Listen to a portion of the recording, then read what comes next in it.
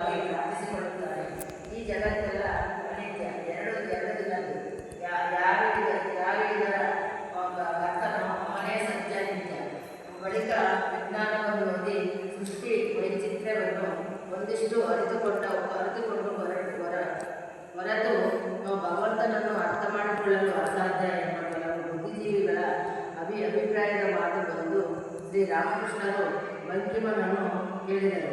ನೀನೇನು ಹೇಳುತ್ತೀಯ ಈ ಬಗ್ಗೆ ಎಂದು ಆತ ಅಭಿಪ್ರಾಯವನ್ನೇ ಸಮರ್ಥಿಸಿದಾಗ ಅದಕ್ಕೊಪ್ಪದೆ ಶ್ರೀರಾಮಕೃಷ್ಣರೆಂದರು. ನಿಮ್ಮೆಲ್ಲರಿಗೂ ಮುಂದೆ ಕೂಗು, ಆದರೆ ಅದು ಆಗಲ್ಲ. ಮೊದಲು ಭಗವಂತ, ತರುವಾಯ ಆತನ ಸೃಷ್ಟಿ. ಆತನನ್ನು ಪಡೆದುಕೊಳ್ಳಬೇಕು. ಆಮೇಲೆ ಬೇಕೆನಿಸಿದರೆ ಉಳಿದೆಲ್ಲವನ್ನೂ ಅರಿತುಕೊಳ್ಳಬಹುದು.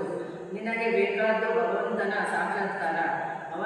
ಅದನ್ನು ಬಿಟ್ಟು ಈ ಜಗತ್ತು ಸೃಷ್ಟಿಯನ್ನು ಇವುಗಳ ವಿಷಯವಾಗಿಲ್ಲ ಯಾಕೆ ತಲೆ ಚಚ್ಚಿಕೊಳ್ಳುತ್ತೀಯ? ನೀನು ಬಂದಿರುವುದು ಮಾವಿನ ಹಣ್ಣು ತಿನ್ನುವುದಕ್ಕೆ. ತಿಂದೇ ಹೋಗು. ಸುಮ್ಮನೆ ತೋಟದಲ್ಲಿ ಎಷ್ಟು 100 ಮರಗಳಿವೆ, ಎಷ್ಟು 1000 ಕೊಂಬೆಗಳಿವೆ, ಎಷ್ಟು ಲಕ್ಷ, ಎಷ್ಟು ಕೋಟಿ ಎಲೆಗಳಿವೆ. ಇವುಗಳ ವೃತ್ತಾಂತ ನಿನಗೇಕೆ? ಬಂಕಿಮ, ಸರಿ, ಮಾವಿನ ಹಣ್ಣು ಎಲ್ಲಿ ಸಿಕ್ಕೀತು? ರಾಮಕೃಷ್ಣರು ಉತ್ಪೂರ್ವಕವಾಗಿ ಆತನಲ್ಲಿ ಪ್ರಾರ್ಥಿಸಿತು. ಆತ ಅದನ್ನು ಕೇಳಿಯೇ ಕೇಳುತ್ತಾನೆ. ಆಗ ಅವನು ನಿನಗೆ ಯಾರಾದರೊಬ್ಬ ಸಜ್ಜನರ ಸಂಘ ದೊರಕಿಸಿ ಕೊಡಬಹುದು. ಇಲ್ಲವೇ ಹೀಗೆ ಮಾಡಿದರೆ ನಿನಗೆ ಭಗವಂತ ಸಿಗುತ್ತಾನೆ ಎಂದು ಹೇಳುವಂಥವನೊಬ್ಬನು ನಿನಗೆ ಒದಗಿ ಬರಬಹುದು. ಆದರೆ ಬಂಕಿಮನಿಗೆ ಮತ್ತೆ ಅಪನಂಬಿಕೆ.